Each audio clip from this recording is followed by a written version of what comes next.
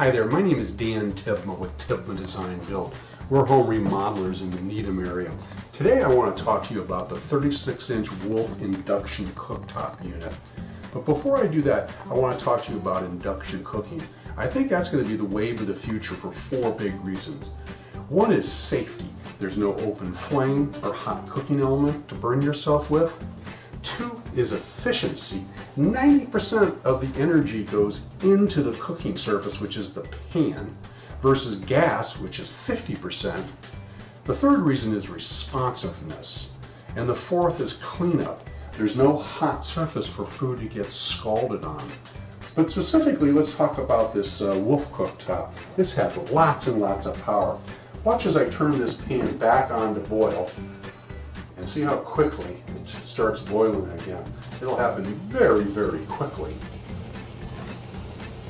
So also with this unit, there are 5 cooking elements. These can be bridged together for a skillet.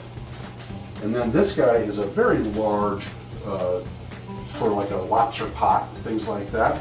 Now watch this. This is in rolling boil, and I'm going to go ahead and turn it off, and we'll see it just drop down almost instantaneously.